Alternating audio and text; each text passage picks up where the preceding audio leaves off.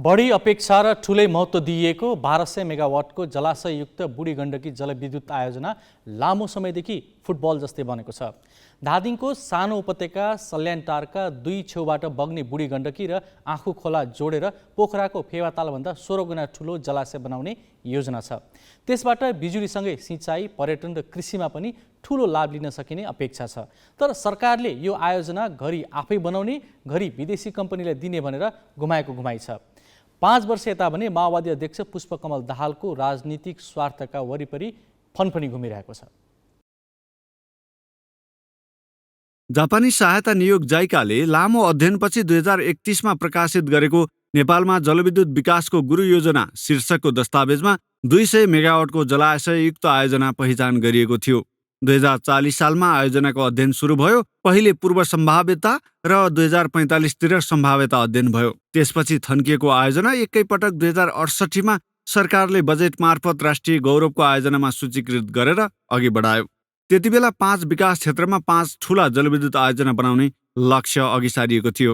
18 मङ्सिर 2069मा बाबुराम भट्टराई नेतृत्वको सरकारले बुढी गण्डकी जलविद्युत आयोजना विकास समिति गठन गर्यो।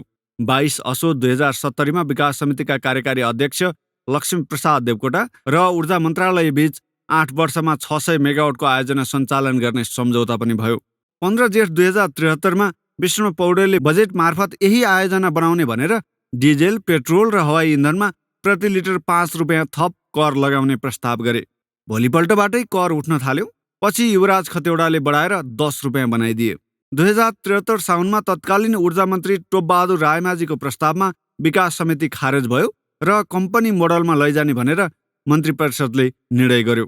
राजीनामा दिइसकेका प्रधानमन्त्री पुष्पकमल दाहाल नेतृत्वको सरकारले 2074 जेठ 9 गते बुढी गण्डकी आयोजना चाइना कचौपा water and power group company CGGCलाई दिने निर्णय गर्यो। त्यसको 12 दिनपछि 21 जेठ 2074मा दाहालको उपस्थितिमै ऊर्जा मन्त्री जनार्दन शर्माले CGGCलाई आयोजना बनाउन दिने सम्झौतामा हस्ताक्षर गरे। पछि 19 भदौ 2074मा शेरबहादुर देउवा नेतृत्वको सरकारले आयोजनालाई चीनको BRI परियोजना अन्तर्गत सहयोगका लागि प्रस्ताव गर्ने निर्णय अघि बढाएर CGGCलाई दिने निर्णय सदर गरिदियो। 9 असोज 2074मा संसदको कृषि तथा जलस्रोत र अर्थ समितिको संयुक्त बैठकले CGGCलाई दिने समझदारी खारेज गर्न सरकारलाई निर्देशन दियो। त्यही बेला संसदीय निर्वाचनमा माओवादीले काङ्ग्रेस छाडेर एमालेसँग तालमेल गर्न पुग्यो। अनि 27 कार्तिक 2074मा देउवा सरकारले नै CGGCलाई दिने निर्णय नै खारेज गरिदियो। दाहाल सरकारले गरेको समझदारी खारेजीपछि 1 मङ्सिर 2074मा CGGCले प्रधानमन्त्री कार्यालय र ऊर्जा मन्त्रीलाई पत्र लेखेरै विरोध जनायो। त्यसपछि पुनः आयोजना स्वदेशी लगानीमै बनाउने विकल्पहरू खोजी हुन थाल्यो। 2074 मङ्सिरमा मन्त्री परिषदले विद्युत प्राधिकरणको संयोजनमा 8 वर्षभित्र 2 खर्ब 70 अर्ब खर्चेर आयोजना बनाउने निर्णय गर्यो। लगत्तै 8 मङ्सिरमा लगानीको खाका तयार गर्न योजना आयोगका तत्कालीन उपाध्यक्ष स्वर्णिम वाग्लेको नेतृत्वमा समिति गठन भयो। समितिले 2074 पुसमा बुझाएको 42 पृष्ठको प्रतिवेदन तत्कालै मन्त्री परिषदले स्वीकृत पनि गर्यो, जसमा लगानी जुटाउन 3 मोडालिटी प्रस्ताव गरिएको छ। तर चुनावपछि पुनः वाम सरकार बन्यो। केपी ओली प्रधानमन्त्री भए र दाहाल फेरि शक्तिमा आए। त्यही मौकामा आयोजना आफैले बनाउन चाहेको भनेर CGGCले प्रधानमन्त्री कार्यालयमा इच्छापत्र दर्ता गरायो। नभन्दै ओली सरकारले engineering, procurement, contract with financing EPCF ठेक्का प्रणालीमा बिना प्रतिस्पर्धा पुनः CGGCलाई नै आयोजना सुम्पियो। काम भने त्यसपछि पनि अघि बढेन। अन्ततः फेरि सरकारले CGGCबाट आयोजना खोसेर स्वदेशी लगानीमै अघि बढाउने तयारी थालेको छ। बाँकी मुआब्जा वितरणका लागि गत 22 फागुनमा सरकारले जगत कुमार श्रेष्ठलाई मुआब्जा वितरण, पुनर्स्थापना तथा पुनर्वास गर्ने एउटा इकाइको संयोजक नियुक्त गरेको छ। आयोजना स्वदेशी लगानीमै अघि बढाउने गरी लगानी मोडालिटी सम्बन्धी नयाँ प्रस्ताव पनि मन्त्री परिषदमा लगिएको जलस्रोत मन्त्रालयले जनाएको छ। चिनिया विदेश मन्त्री वाङ यी आउँदा कुनै ठूलो परिवर्तन भएन भने अब छिट्टै यो आयोजना पुनः CGGCबाट खोसिनेछ। लगानी सुनिश्चितता हुन नसकेर अलपत्र परेको अर्को आयोजना माथिल्लो कर्णाली जलविद्युत आयोजना पनि हो। 900 मेगावाट क्षमताको यो आयोजना निर्माणका लागि भारतीय कम्पनी GMRसँग समझदारी पत्रमा हस्ताक्षर भएको 14 वर्ष भइसक्यो। यस अवधिमा न लगानी जुट्यो न त सम्झौता खारेज गरेर विकल्प नै खोजियो।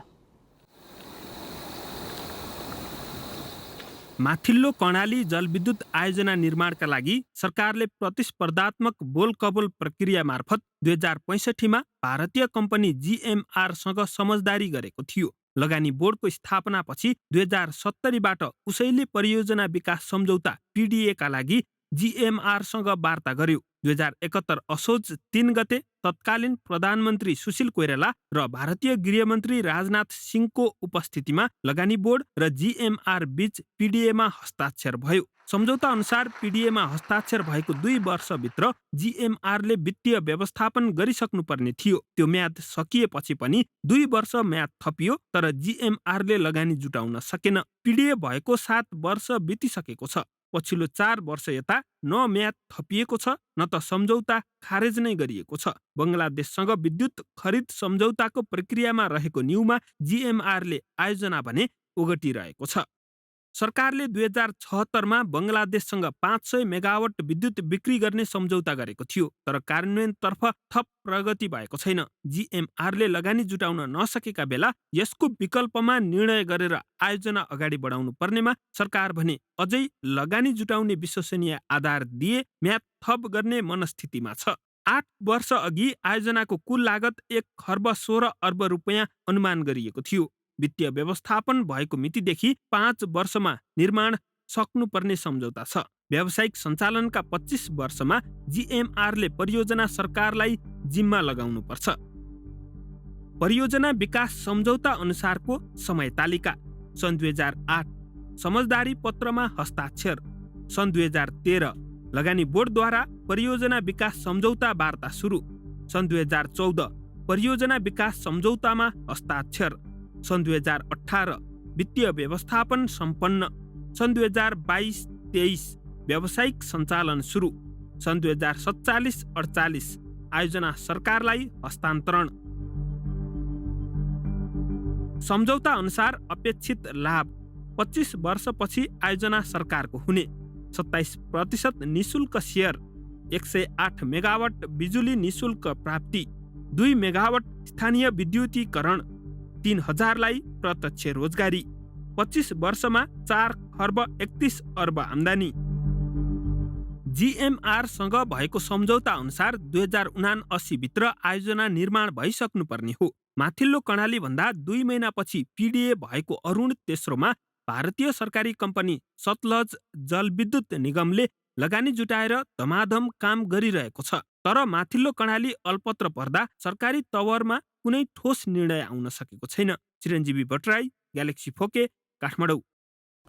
नेपालमा ठुला जलविद्युत आयोजनाबारे थुप्रै अध्ययन भए, लगानीकर्ताको खोजी पनि भयो, तर जति प्रयास गरे पनि अरुण तेस्रो बाहेक कुनै पनि ठुला विद्युत आयोजना अघि बढ्नै सकेको छैन। सरकारले ठुला विद्युत आयोजना बनाउन सहजीकरण होस् भनेर लगानी बोर्डको स्थापना पनि गर्यो, तर अहिले बोर्ड कुनै मन्त्रालयको एउटा शाखाभन्दा माथि उठ्न सकेको छैन। यही परिवेशमा हामीले लगानी बोर्डका संस्थापक CEO राधेश पन्तलाई ठुला विद्युत आयोजनाहरूमा साँच्चीकै लगानी भित्राउन किन यति गाह्रो भइरहेको छ भनेर सोधेका छौँ। कतिपय प्रोजेक्टहरू चाहिँ हेर्दाखेरि लस मेकिङ हो कि अब भनौँ न रेभेन्यू चाहिँ यति छ, हामीले चाहिँ लोन यति दिनुपर्छ भन्ने खालको कुराहरू आउलान्, तर आर्थिक तर्फबाट इकोनोमिक वेबाट चाहिँ इट कुड बी बेनिफिसियल। अब जस्तै त्यो प्रोजेक्ट भन्यो भने तपाईँको हामीले के पनि हेर्नु पऱ्यो भने इन्डस्ट्रीहरू एकदम फर्स्ट आउँछ। इन्डस्ट्री फर्स्ट आयो भने के हुन्छ भने तपाईँको रोजगारी बढ्छ, जनता। अब त्यो सबै ओभरअल क्यालकुलेट गर्न पऱ्यो, हामीले होला डिटेलमा गर्न नसकेला, तर पनि त्यसमा ध्यान दिनु पऱ्यो, क्या रिसर्च गर्न पऱ्यो, डेटाहरू हुनु पऱ्यो। हामी चाहिँ त्यसमा चाहिँ हामी कहिले पनि त्यो प्रोजेक्ट प्रिपेयर गर्न हामीले धेरै टाइम नै दिँदैनौँ क्या।